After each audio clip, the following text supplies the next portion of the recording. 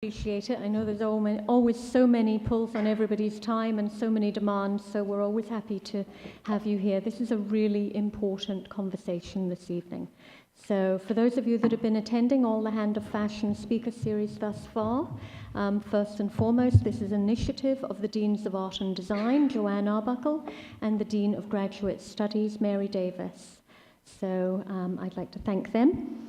And I'd also like to thank Simone Cipriani, who at this stage is becoming a familiar friend for those of you that have attended the 6 or so in this series that we've already had. There are about another 4 to come, one more on Thursday, so we hope to see you then. So just as a reminder, Simone is the founder and of the Ethical Fashion Initiative, which is a flagship program of the International Trade Center and a joint agency of the United Nations and the World Trade Organization. The EFI harnesses the power of fashion as a vehicle out of poverty for African artisans and promotes the talent of emerging African designers at an international level.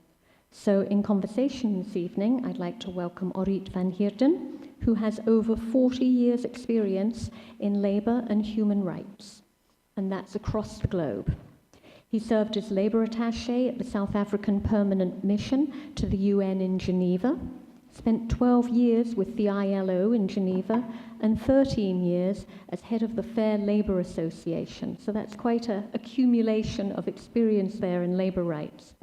His activities span the globe from key bases in Switzerland and China, and consistently primarily of the Academy of Sustainable Business and Consultancy on sustainable supply chains, corporate social responsibility, labor relations, and human resource management, and that's quite a mouthful. The Academy draws on an international network of academics and practitioners to train company owners, CEOs, policymakers, and managers to achieve sustainability in their organizations and in their supply chain. So with that, I'll hand it over to Simone. Thank you.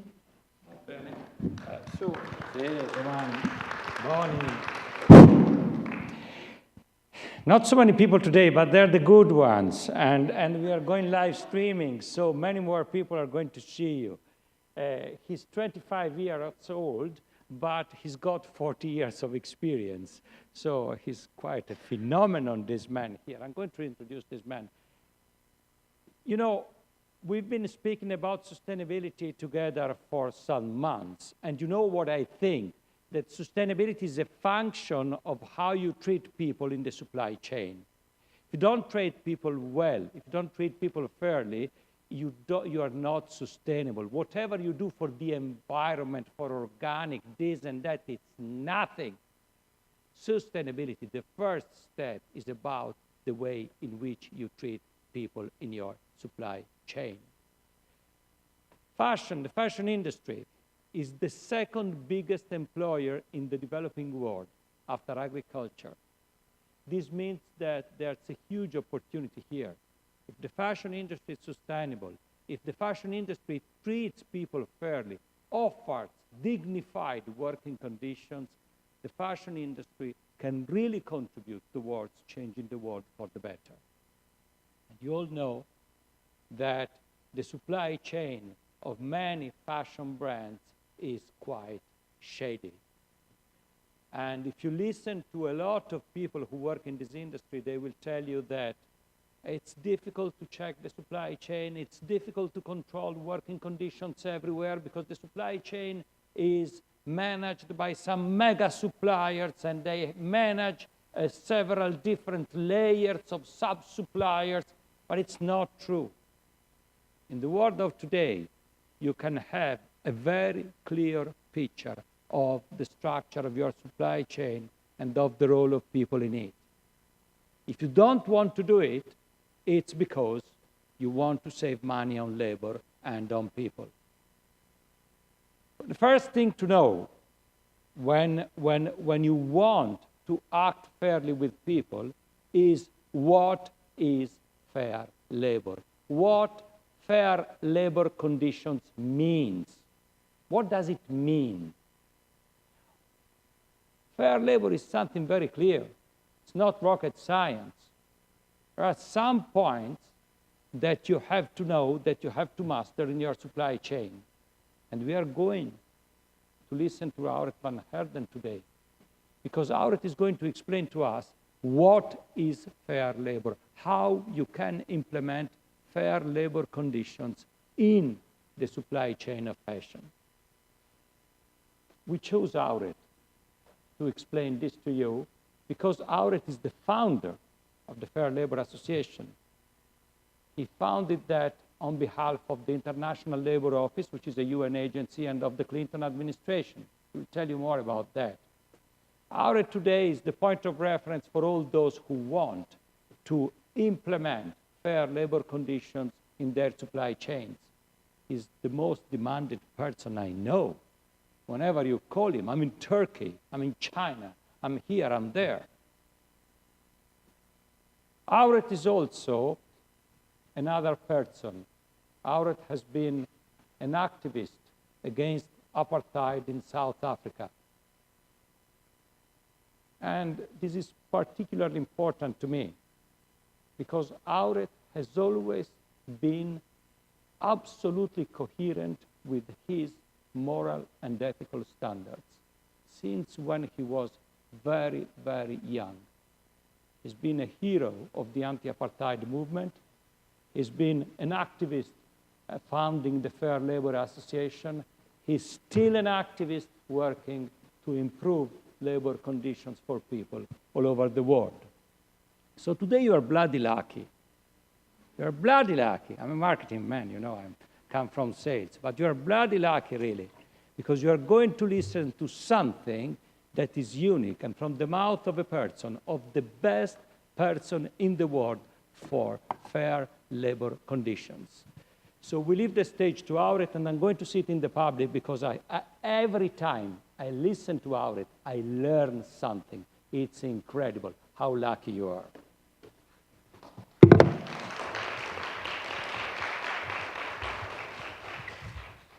Thank you. I don't know if I should thank you or curse you for that introduction, but thank you very much anyway. This topic of fair labor and sustainable supply chains is a really, really complicated one. And it's a complicated one not only because there's so many moving parts, but it's a complicated one because it goes to the very ethics, the very principles and moral basis of the economy that we're working in. And as people, we have to ask ourselves, can we actually make this work in a way that's compatible with our moral values? And I'm leaving that as an open question, which I'll come back to at the end of the talk. And let me set out a couple of definitions right at the beginning. For me, a sustainable supply chain or a value chain is one in which we have just and judicious management of the resources, both human and natural resources that go into making that chain work. Just and judicious management of those resources. Human resources are a key part of it. In fact, human resources make all of the other resources work. So human beings are absolutely fundamental to the way in which we achieve this just and judicious management of all of the resources. Right now, we don't have that. We have take, make, waste supply chains. We take resources, we make something with them, we waste them, and we start the cycle again. There are very, very few supply chains which are not based on that model. And as you know, it's also primarily a carbon-based process. So it's fundamentally unsustainable. And the more we repeat that cycle and the shorter those cycles become, the bigger the problems become. And unfortunately, most of what we call sustainability right now is mitigation. It's end-of-pipe solutions which are slowing down the rate of degradation, minimizing, cushioning the impact and the externalities. There are very few companies, very few products or supply chains where people have actually taken a step back and realized, okay, We're just sinking the Titanic a little bit more slowly, but it's still sinking. And the resources which we are using are all finite, and they're all being expended. So we have to take that step back and say, can we actually change this business model? Can we change the resources, use renewable resources? Can we change the processes by we use them? Can we change the way consumers use them? And can we change the end of life of those products and create a cycle which is sustainable, which is maybe closed loop, maybe circular, maybe upcycled, but where all of those resources will not just be expended, and that we won't just be lumping the externalities onto society and leaving them for future generations. The logic of that supply chain is my biggest concern. Because we've created, and I'm sure you're all studying and refining,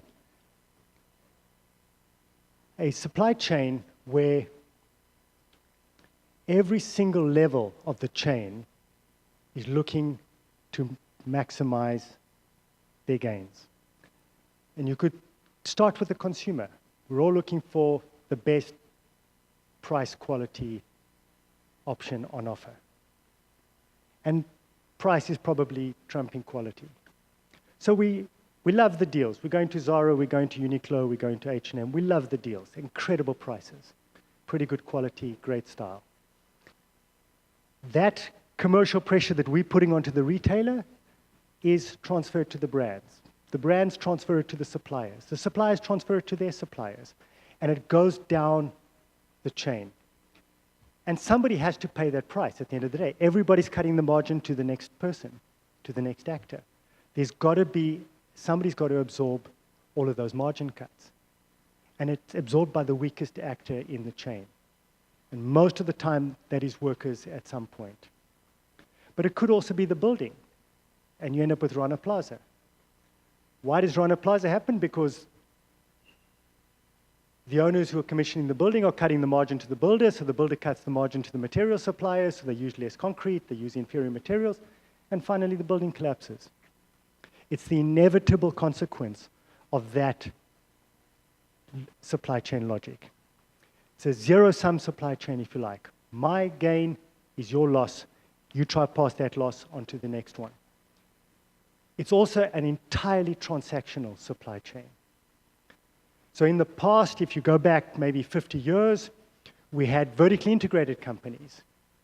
Often they were vertically integrated in one town. Everybody lived in that town and worked at some level of that vertical integration. And the family that owned the business lived in that town. They knew the people they were hiring. They knew the people they were buying materials from. There was a relationship that was part of that business. It wasn't purely transactional. It was driven by, in many of those old family-owned, vertically integrated businesses, it wasn't purely driven by margin. It was far less financialization of those businesses. There were other factors which influenced their business decisions. And that's very important today still with some of those old family businesses. But as financial considerations started to predominate, people said, well, what's our core business? Let's spin off everything else. Let's unbundle these businesses. Let's offshore them. And we ended up with what was theoretically a global distribution of tasks according to competitive or commercial advantage. So theoretically, we put tasks in places where there was a logic to that, where they had factor endowments which made them the most appropriate place to perform that task. In fact, for those of you who study this and work in this, you know that a lot of those decisions are based on much cruder thinking than that. But either way, we've ended up with a textile and apparel supply chain which has been distributed in weird and wonderful ways. Quota, tariffs and duties, exchange rates, all sorts of things have influenced where we put stuff. And price. Basic nominal prices have influenced where we put things. Not even real costs, just nominal costs. And a lot of those jurisdictions are badly managed. A lot of them are failed states or failing states or just states with huge governance gaps. So this production ends up smack in those governance gaps. And they're governance gaps which the buyer might not be aware of, which the consumer probably not aware of. Even some of the local suppliers might have blind spots about those governance gaps. If you look down, if you just cast your eye over that supply chain, look at the key production platforms and just ask yourself, I wonder how much enforcement there is of environmental protections, basic human rights, building standards. To pick up on the Bangladeshi example, and by the way, I have my colleague Sarah Leibowitz here who published a great study on sourcing from Bangladesh last year. In fact, 2 studies, which I thoroughly recommend to you, out of the Stern Center for Business and Human Rights. Bangladesh didn't have building standards until the early 2000s. There weren't standards. When they did finally adopt a building code, there weren't enough inspectors to inspect all of the buildings. So buyers come along, they don't know this. They've asked the factory for their permits and licenses. They see permits and licenses. They don't know if they're fake, they don't know if they're real. Half of the buildings and fire accidents which we've had in Bangladesh, they were physically not safe. Buildings with no fire escape. One of the biggest tragedies, the owner said afterwards, I didn't realize you needed fire escapes. Buyers could not have gone to those buildings and not noticed that there were no fire escapes. Those facilities had passed audits. They had certifications. So we have a supply chain where you cannot rely on local governments to deliver the basic public goods of a safe and healthy workplace, of basic human dignity in the workplace. So buyers have had to assume some of that responsibility just to protect themselves even, just defensively, reputational risk. So you end up with this crazy situation where if you're a young Bangladeshi woman leaving your village to go and seek work in the ready-made garment industry in downtown Dhaka, your best hope of having some basic protections at work, be it health and safety, be it basic human rights, is if that factory is working for a foreign brand which has a code of conduct and has inspected that facility properly. That's how crazy this global market has become, where you're relying on multinational companies to deliver building safety in Dhaka. You're relying on private actors to deliver public goods, basic public goods.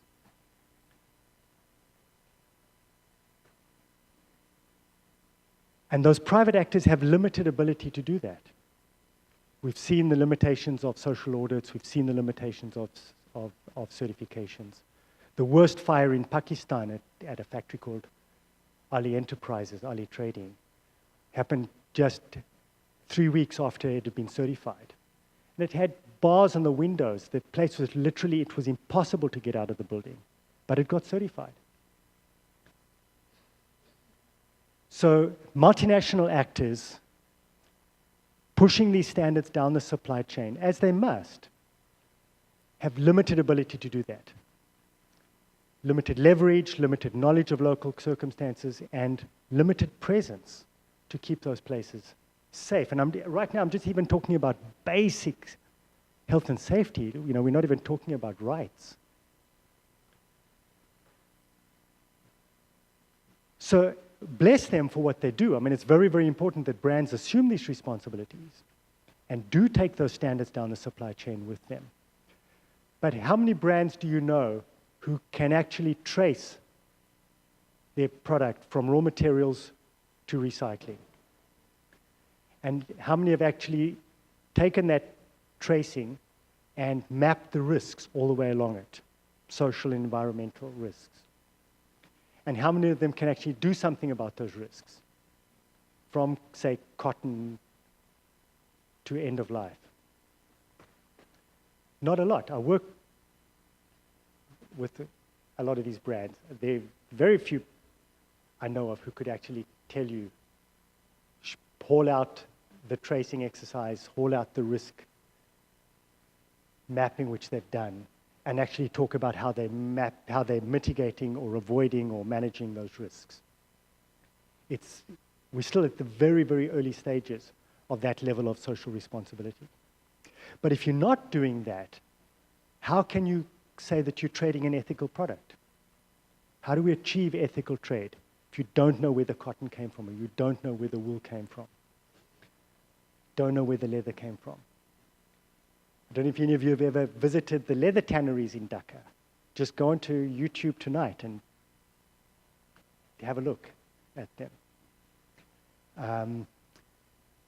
I heard one figure, I don't know how scientific it is, but I heard that the life expectancy in the community around the tanning, the tanneries, is 35 years of age. 35 years of age. You'll see horrifying images if you just look at YouTube. Most brands wouldn't have traced their leather back to those tanneries. Some might even be getting it from another country. They think they're buying South Korean leather, but it's actually coming from Dhaka. But if you did trace it and you got it and went there even better and had the wake-up call of seeing the conditions in those tanneries, you would be confronted with a situation which is just overwhelming. Any individual brand, no matter how big, no matter how powerful, would say, I can't cope with this. This is more than I can't change this. This is an entire sector which is catastrophic in terms of working conditions, in terms of environmental consequences, and impacting a huge community all around it. So your logical reaction would be to say the government's got to do something. And you would have to try. You would have to try and talk to the Bangladeshi government, see if they know about it. It's not a secret. Everybody in Dhaka knows about the tanneries. Can you enlist government? Can you create some kind of a public-private partnership to tackle the conditions, to even just the worst, most egregious environmental consequences? Could you team together with other brands, put together a consortium of brands, maybe get some friendly governments to come in and help? Create an alliance, a coalition to tackle that sector. You'd have to change the entire ecosystem.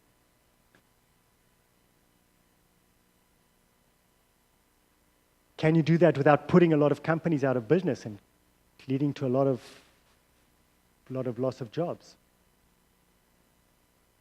A lot of children that you're going to find in those tanneries.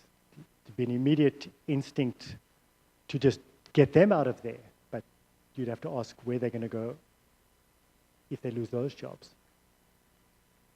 So these are really, really fundamental questions about the supply chain we built. This is the autobahn, the superhighway of global trade. And we're talking about apparel tonight, but we could have the same conversation about electronic product, about all of our iPhones and iPads. We could have the same conversation about any product, automobiles. But it's a conversation we're not having right now. There's no forum for this conversation. So we have episodic glimpses into these conditions. We see TV documentaries, we read books, we hear testimony. We get these glimpses into what a mess the supply chain is, but very few consumers, very few people working in the head offices at the sort of top end of this value chain are aware of what's really going on downstream, especially all the way down the stream to the raw materials. So what we've created, to use a technical term, is a bloody mess. in human rights terms, in environmental terms. There's just no escaping that. The question is, what do we do about it? First thing is, we've got to find out about it. We've got to know where our product comes from. Trace it, map it, get a handle on the risks. And then mitigate the worst risks, avoid the worst risks, but we've got to have that conversation about how sustainable is this, even if I put the mitigation in place. How sustainable is this? Take that step back and ask about ourselves some fundamental questions about what an ethical and a sustainable business would look like. I say there's no forum for this, and this is a very, very important question, because if you looked at Dhaka, and I'm using Dhaka as the example tonight because it's been so studied in recent years, but I don't want to beat up on Bangladesh. We could have the same conversation about a lot of other countries. I'm working a lot in Ethiopia right now, and I'll talk about that a little bit later because it's the new El Dorado. After Rana Plaza collapsed, governments all around the world were horrified and shocked and wanted to do something. All of the relevant UN agencies got involved. The brands came to the table. The Alliance and the Accord for Fire and Building Safety in Bangladesh, we set up two organizations which are trying to inspect and drive change in those buildings, just in the physical security of those buildings. Something like $250 million flowed in to this effort. The government agreed to change the labor laws. They've agreed to hire a lot of labor inspectors, beef up the inspectorate, beef up the enforcement. These buildings are being inspected by foreign agencies as well. There's been an incredibly intense focus on Bangladesh. However, we're about halfway through those. Most of those organizations have a 5-year budget and a 5-year commitment. We're about halfway through it, and a fraction of percent, we're talking 2 or 3%, maybe something under 5%, of the action plans which were agreed after all of those buildings were inspected. And it was only a core group of buildings which were inspected. Probably less than half of the buildings have been inspected. And less than 5% of the action items have actually been completed. And it's particularly the big ticket items like structural changes, sprinkler systems, new fire escapes and so on, which have been completed because of controversies over financing. At the end of 5 years, assuming, let's just be wildly optimistic for a minute, assuming that all of the changes got made, the organizations pull out, what do they leave behind? Would the Bangladeshi government and the authorities in Dhaka be able to keep that sector safe? Would they be able to protect rights in those buildings of the workers in that sector? Or would we be stepping back and handing over to a weak state which is simply not able to maintain the same level of vigilance, of enforcement, of compliance? Right now, I don't believe they could. We don't have an exit plan. At the end of 5 years, we could not walk away from it in good conscience. So the conclusion I reach when I look at that, and we've got the same problem in Cambodia, we've got the same problem in other markets where the international community has been heavily involved in trying to raise standards.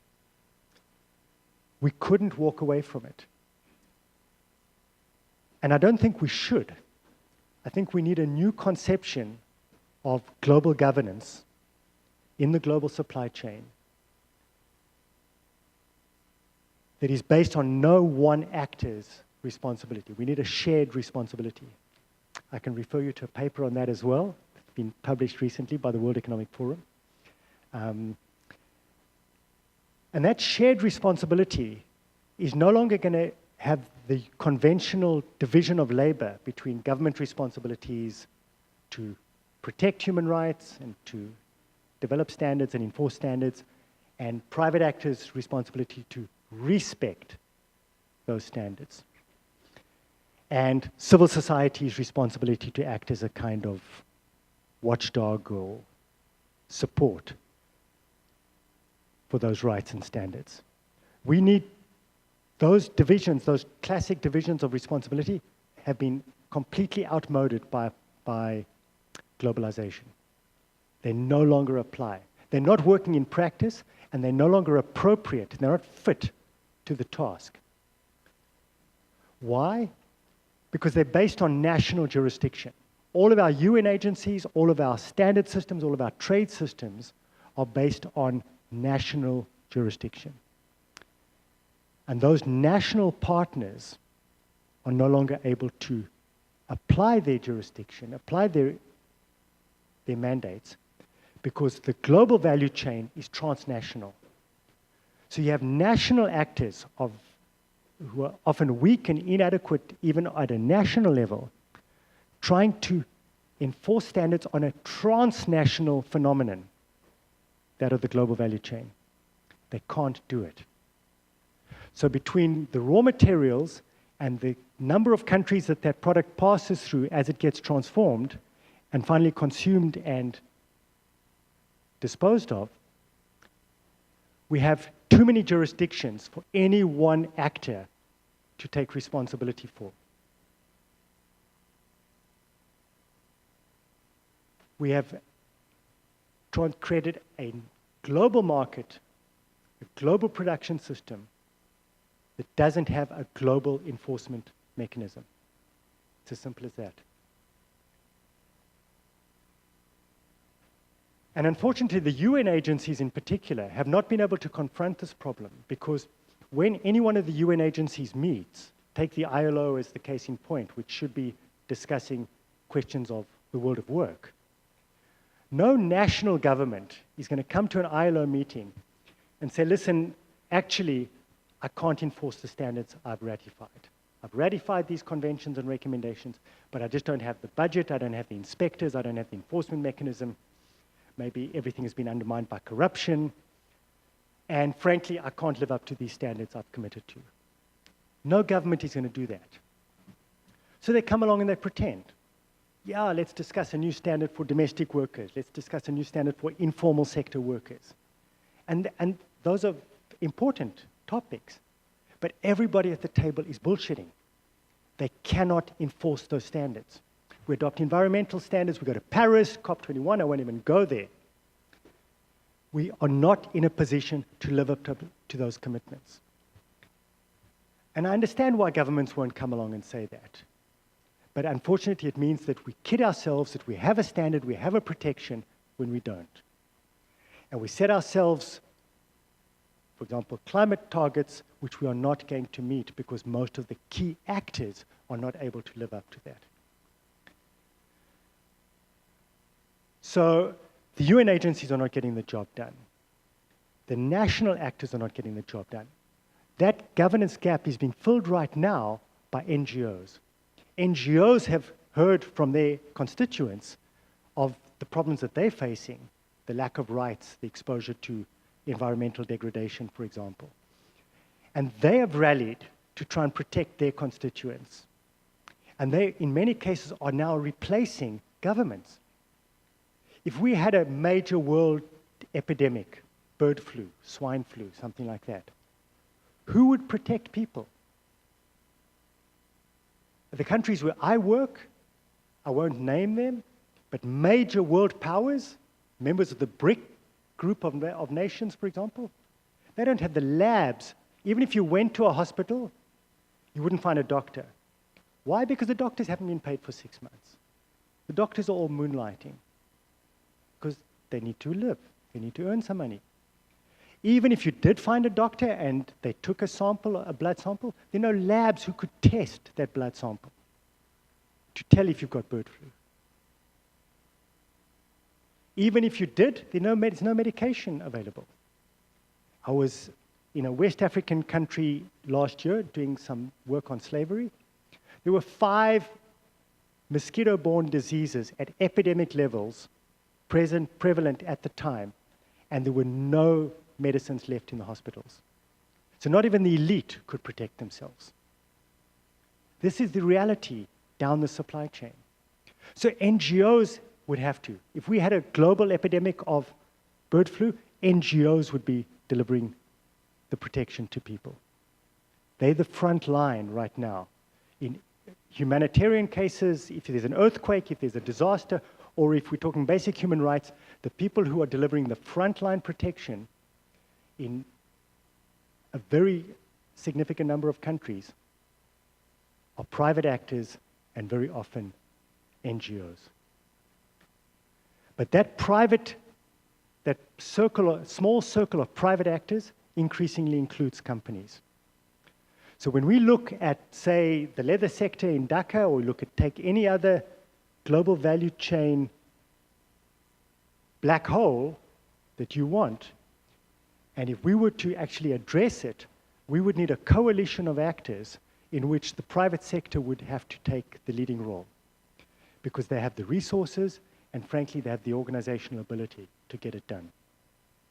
And thirdly, they have to take responsibility because otherwise they're not going to get the product made. If we had a bird flu epidemic, companies would have to get into the front line of protection just to get their workers back to work, just to get the product made and delivered.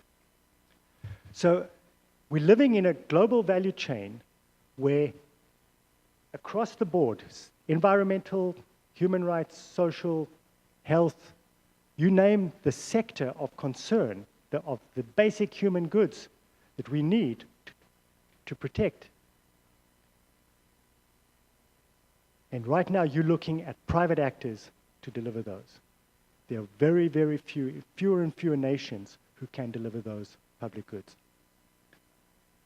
So starting from this notion, if we reach this conclusion, and I work in maybe 20 countries a year, but overall in probably 60 or 70 countries that I know well. The conclusion that I get from being on the ground in those countries, beneath all, the pretense of government, beneath all the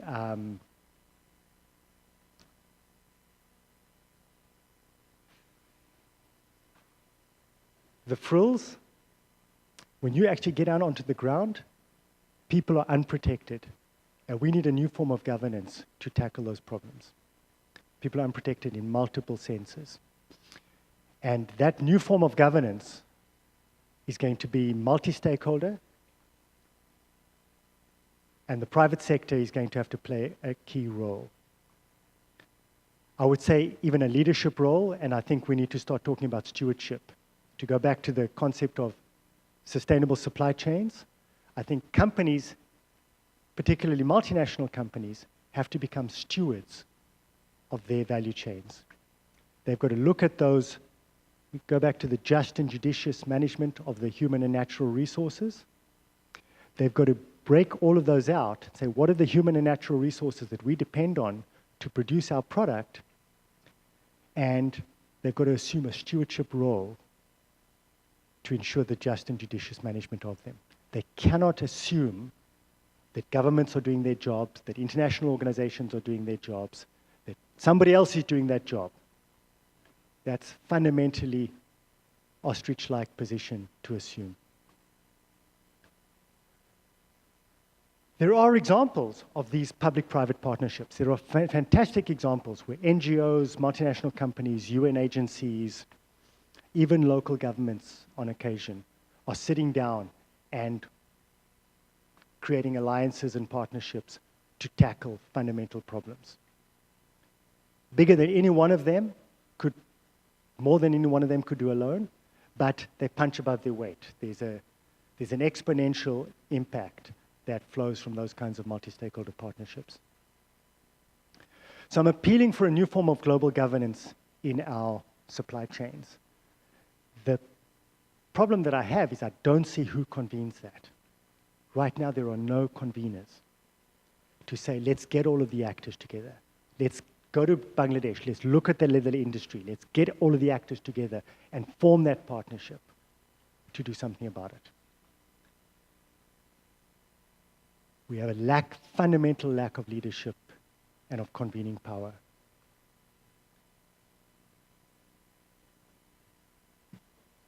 We also need a new social contract, because I mentioned earlier that these global value chains have a logic in which everybody's trying to strip out cost. And so the post-war social contract we had involved governments educating and training citizens, making them ready for employment. Companies then gave them regular contracts with wages and benefits.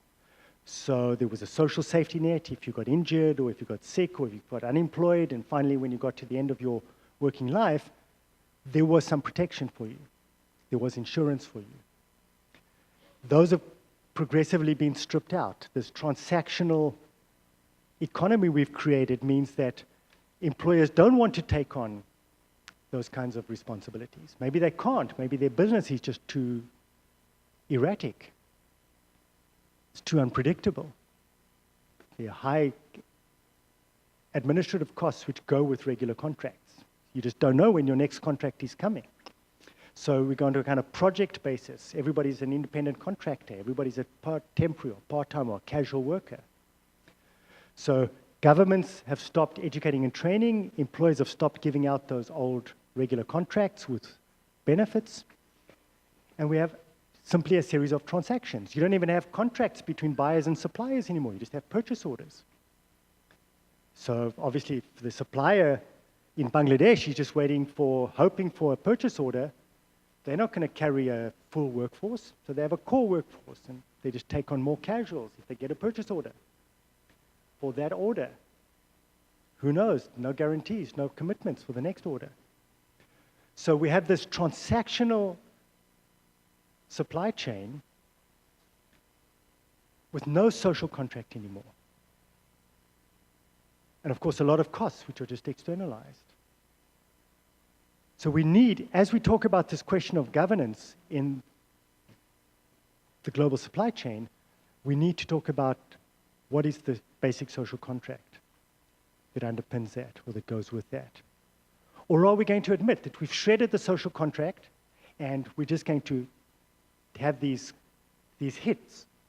I'll do a contract with you, I'll do a purchase order with you, you make the product, I take it, I sell it, somebody wears it, throws it away, and we repeat the cycle. We create a global precariat of people, owners and workers, in the supply chain who live from contract to contract, from order to order, from project to project. And we strip out every single cost we can, every superfluous cost. We end up with the leanest system of retailing, the leanest system of manufacturing, the leanest system of procurement we can possibly come up with. Just play that out. Where does that end? We have this huge refugee crisis in Europe right now. I live in Switzerland. But actually, that's just the latest example of it, because what we've created is a global flow of workers from places where there's no work to places where there's lots of work. The Gulf states would be, and all of the Olympic and World Cup construction sites would be a good example. We were talking about Nepal earlier. I mean, thousands of workers leaving Nepal to go and work in the Gulf states.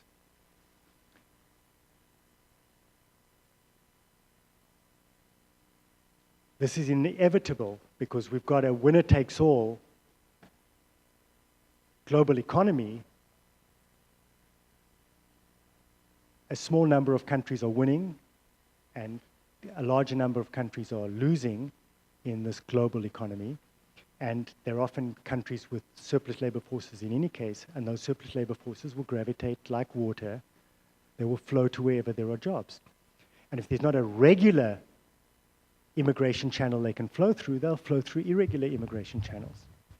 So you will see an increasing number of horrific stories in the papers and the media that you watch about the fishing industry, about the construction industry, about the mining industry, about the cotton industry, because they're basically sucking in the cheapest workers they can. I've been working in Turkey a lot this year, and officially there are about 2.5 million Syrian refugees in Turkey. Actually, it's probably more like 4 million Syrian refugees. There's very little support for them. So of course, people are looking for work. And they'll work for anything. They're desperate. So there's a very heavy temptation on employers to hire them. And the textile industry is one of the easiest ones for them to get work in. The Turkish textile industry has always been riven with subcontracting because the social charges are quite high. So if you give a regular contract, you've got to pay a lot of social security. So employers have always taken on subcontractors. So you go into a Turkish factory, you see 300 workers there, and the owner says to you, they don't work for me. Who do they work for? Oh, they work for 5 different subcontractors who are performing the work. How much are they paid? I don't know. They're not my workers. Are they getting benefits? I don't know. They're not my workers. So there's always been a problem in the Turkish apparel industry of subcontracting.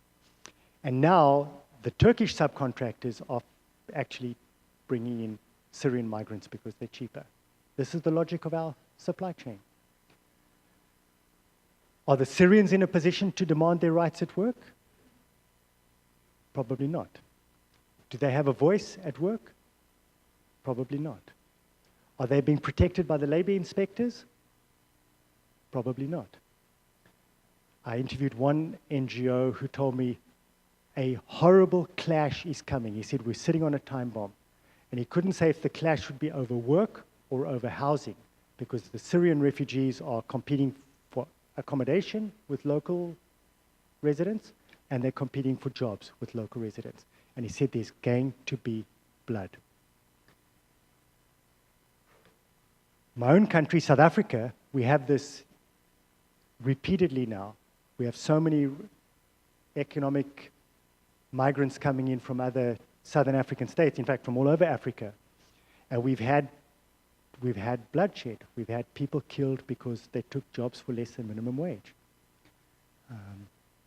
We have a wave of xenophobia sweeping South Africa, which I never, ever believed we would face. So in this global employment market which we've created, which you cannot sweep it back. People will go to anywhere they can survive. And we have no system of regulation for that right now. I did some research on this. There are about 350 bilateral immigration agreements for labor, migration agreements for labor, where sending countries have signed an agreement with the receiving country to regulate the flow of labor from one to the other. Philippines, for example, has a raft of these agreements with all sorts of countries to regulate the flow of Filipino labor to X country. None of those 350 odd agreements has provisions for irregular flows of migrants. They were in denial. They assumed that everybody would go through the regular channels. So human trafficking is not even discussed. It's not even on the radar screen.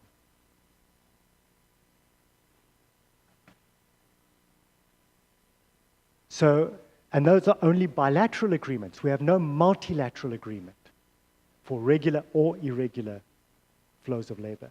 But we've created a global labor market. So we have to play catch up on these things. And we lack the forums. We lack the leadership to say, let's get everybody together, be brutally honest about what we're dealing with, the fact that we can't regulate our own jurisdictions, and let's put together some partnerships and alliances to tackle these problems. But we're not there. We have this global lack of leadership. Politicians are driven by polls, they're driven by short-term election cycles. They're not willing to take on the thorny questions, the difficult questions, the embarrassing questions.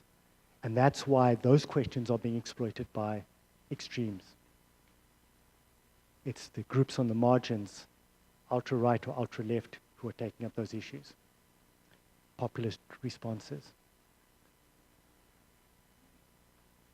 So I appeal to you as people who are studying this, who are working in these global value chains, particularly the textile and apparel value chain,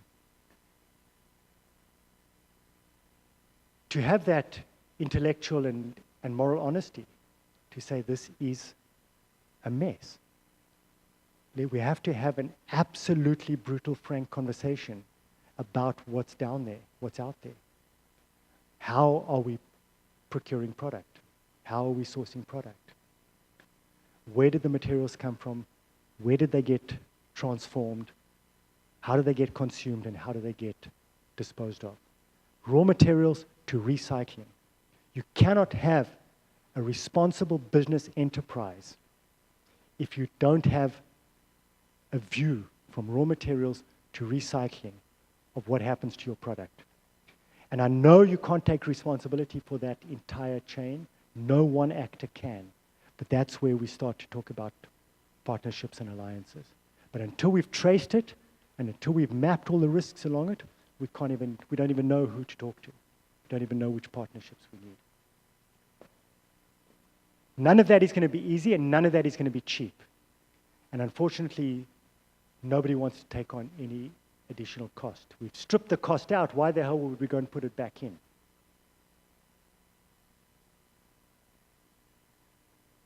Some people believe the investors could make a change to this. If the investment community was asking the right questions, they could say to the companies, hey, this is material.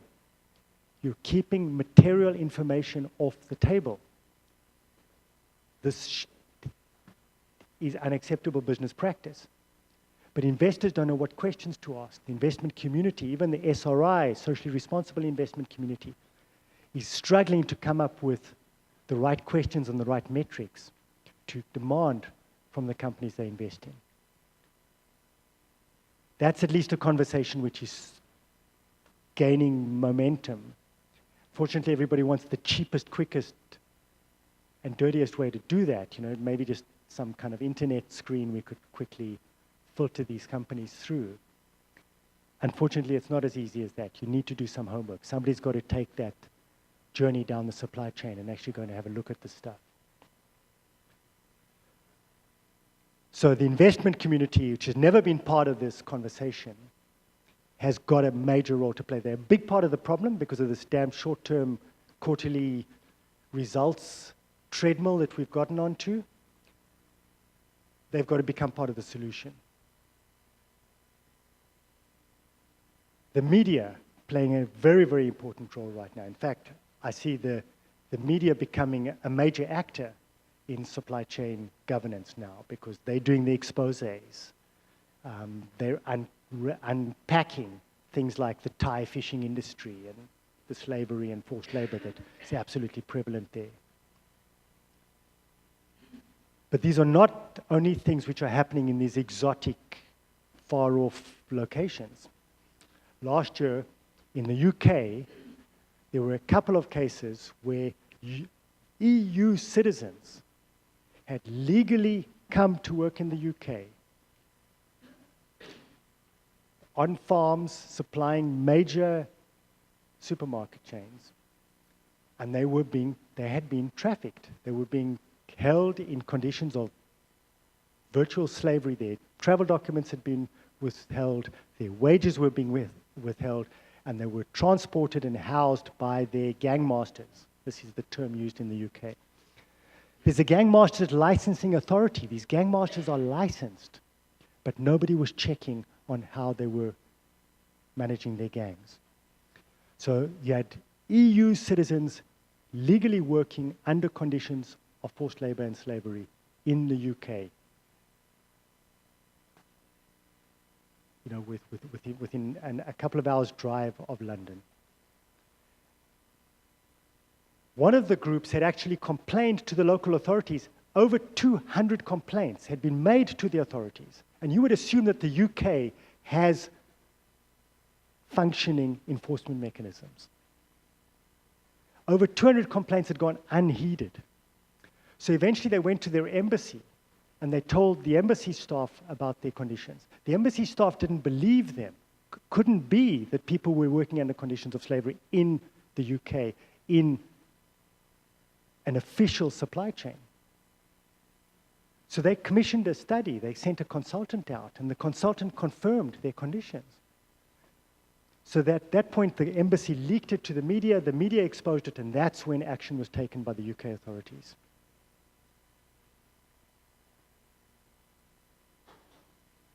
So the media has a key role to play, has to be part of this form of multi-stakeholder global network governance that we're putting together. But there are other actors. Academia has a role to play. The way we train the next generation of professionals, just the awareness of those professionals is absolutely key. But none of those actors, and I keep coming back to this, none of those actors can move on their own. I've met so many CEOs where we've had this conversation about what ethical trade and what a sustainable supply chain would look like. And we have a moment, a very intense, almost intimate moment, where everybody knows what they should do. We share that moment of enlightenment, and then reality bites. They know that they could not get that past the next investor call. Why? Because it would probably have an influence on margins, it would probably have an influence on the guidance that they've given, and they can't take that on. So I leave with the commitment, and a week later I find that they've gone back to business as usual. So I don't want to end on a note of complete despondency and depression, but I've got to tell you that the more I travel and the more local contexts that I work in, and these are deep dives into those local contexts, the more I realize we've been kidding ourselves. And we're kidding ourselves across multiple topics. How does the Islamic State or Boko Haram manage to roam across multiple countries and create new states? Where was the army? Where was the border? We are talking about states which are not real states. They are fictions. The nation state is in parlous condition. It is in absolutely perilous condition. And it's unable to deliver the basic human and environmental protections we expect when we set our global value chains in motion. We've got to recognize that. We've got to assume our part of that responsibility. Thank you.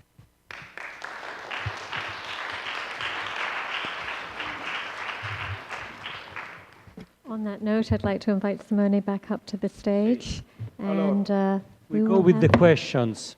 That's the best speech of the series, of the whole series. Guys, lucky you are, bloody lucky you are. I want to hear the questions now. Do we have the same system with the two mics? Yeah. Questions only to Auret, eh?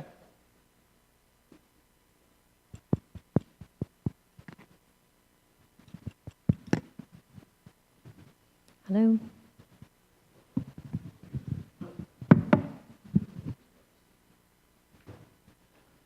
Thank you. Beautifully stated, and really brings so much to the surface. And for me, as a consumer and someone who's not a CEO, I find it like a little bit overwhelming, because it's like, what can I do? And then it brings me to my question is, like, I've been looking at the government, like the way the government is working in the United States a little bit more. And what that brings to me is, like, would the step be having the government subsidize some kind of like subsidize these huge corporations in terms of having them make a difference? Is that like a step to take? Like, I'm just like really in this conversation to see like who do we go to take leadership, as I'm not a government official, maybe in the future, but you know, I feel sometimes I don't know what to do, but I would like to take a step, and do you have any suggestions? We have to ask questions, but Auret is not a guru who can answer whole existential problems. So let's try to focus on the topic. We group the questions together. We go one and one. You go there. Okay. Thank you for the talk. I happen to see that video you're talking about tanning in Bangladesh, and it's awful. I also happen to know that right here in New York City, in Brooklyn, New York, in the Gowanus Canal, there used to be tanneries lining the canal. And today, about 90%, 97%, from what I understand, of all apparel is made overseas, right? So it seems to me that these manufacturers have moved overseas after they determined that it wasn't socially or ecologically conscious to do it here in the States. So one question I have just directly about the tanning industry is, where is it done right or even possible at a price that's affordable to most consumers? Okay, that's really important. Then the other thing is, is it only possible at a luxury price? And you know, here in New York City, in Brooklyn, let's take the coffee industry. There's fair trade, organic, direct trade, Rainforest Alliance certified. These are ways that the consumer can embrace socially and ecologically conscious ways of harvesting coffee and perhaps brewing coffee. I wonder what, if there are any, what movement is on the way that the consumer could be made aware of so that they could demand of the manufacturers and the sub-manufacturers that these products be made in a socially and ecologically conscious way. Thank you. It's also good that you ask about tanneries, because we are working together on tanneries in Ethiopia in these months. So it's particularly appropriate. Do you want to answer to the two of them, or do you want two more? You answer to the two of them. Please, yeah, let me just take those. That's a great question, because as Simone says, we happen to be working with a tannery in Ethiopia, which is a family business. It's embraced the social and environmental implications of what they're doing. They have invested heavily themselves in improving both the social and environmental conditions. And they've done incredible work. In fact, they're now doing some chrome-free tanning. And they did it on their own. They've had tremendous amount of advice and support from Simone and his team, but they've taken it on as a responsibility. And I think that there's a key in there, there's a clue in there. Artisans are still much closer to their materials, to their method, to their communities than suppliers who may be owned by a foreign owner, who have no local commitments, who are supplying anonymous consumers. None of those relationships exist anymore, which you still have with artisan production. And so there's something we need to learn from that, of reconnecting the consumer to the producer to the materials. And if we can close that loop, then you start to get a shared responsibility. I'm not going to, for example, in Europe, we still have villages, right? So when you live in a village, I live in a village of about 350 people. When you go to the baker's not going to sell you stale bread because she knows you. And she doesn't want her kids to get mocked at school because she's selling a lousy product, right? There's still a sense of responsibility and accountability, which we've stripped out of the global supply chain. There's no more accountability. So I think it's something which is fundamental to fair trade as well. The idea of creating a set of shared values across the supply chain.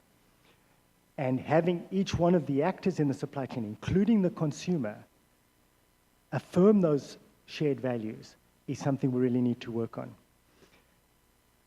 In response to your question, companies really... One thing only on leather. Only chrome-free, heavy metal-free leather, only at premium price. True. No cheap leather. Yeah, in there. because from what I understand, just a quick thing, Absolutely. from what I understand, even vegetable tanning, which I believe there's one tannery actually in New York State, I couldn't reach them, uses vegetable tanning, which is the historic manner of doing it. But from what I understand, even that still pollutes the water. Absolutely, veggie tanning still pollutes, everything pollutes. I mean, arsenic is a natural element. It kills. It's not that nature is always good. It can be poisonous. And vegetable tanning, if the effluents are not treated, they pollute. There is no doubt about that.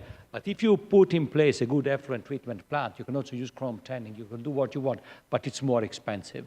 And when you go, the highest form of green tanning is the heavy metal-free and chrome-free tanning, what we are developing with direction, under the direction of Auret in this tannery in Ethiopia. It's the second tannery in the world. The first one is in Tuscany, and it belongs to the Kering Group, Gucci, and this kind of people.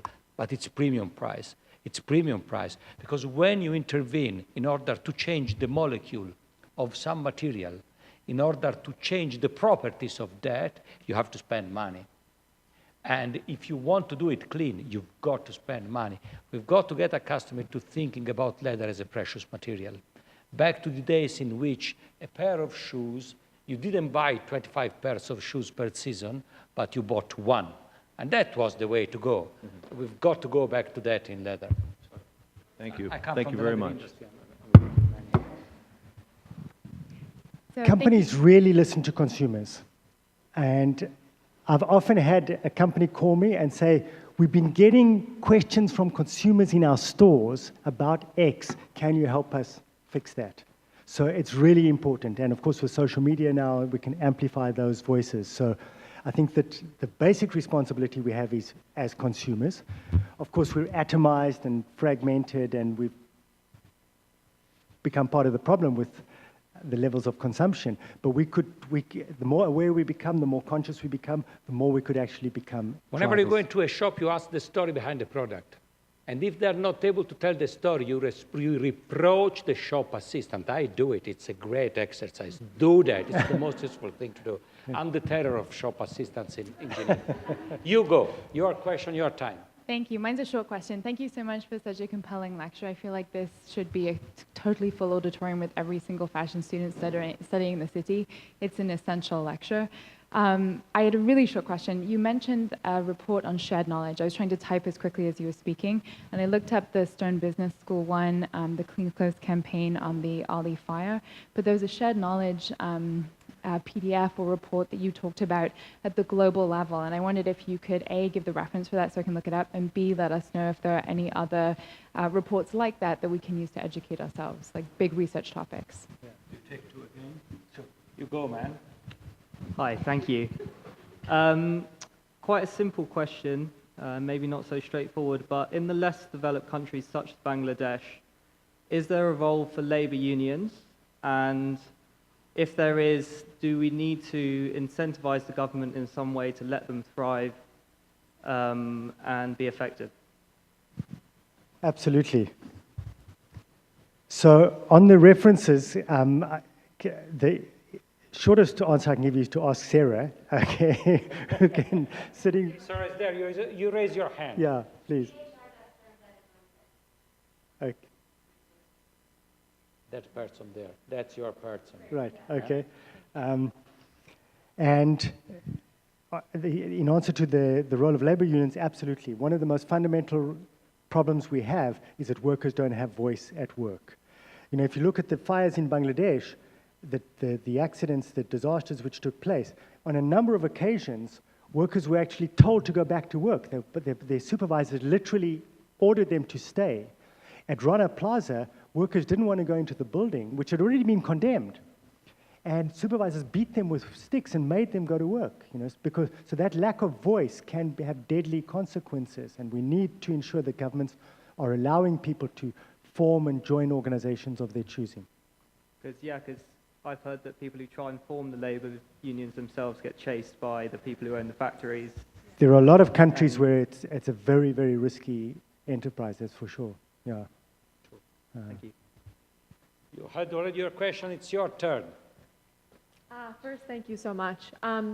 So to my understanding, a lot of companies, even those that have sort of been on the forefront of cleaning up their supply chains, are spending a lot of resources on sort of identifying labor abuses, but at the same time aren't changing their business practices further upstream. They're still demanding fast products and cheap products. Yeah. And I know that you work with a lot of particular companies. If you're at liberty to share, are there any companies that are really doing a good job all the way along their chain and in a holistic way are kind of changing their approach to this? So most companies are schizophrenic on this stuff. So you've got a CSR department or a compliance department or something like that, which is going to factories normally after the fact, okay, they're already producing, and it's expecting compliance with an international code of conduct, but on the other hand, you've got the buyers who are squeezing the costs and the lead times. And so I talked to a lot of suppliers who are really frustrated with this. They say the companies are hypocritical. The buyer came in here and beat me up and pushed down, squeezed my prices, squeezed my lead times.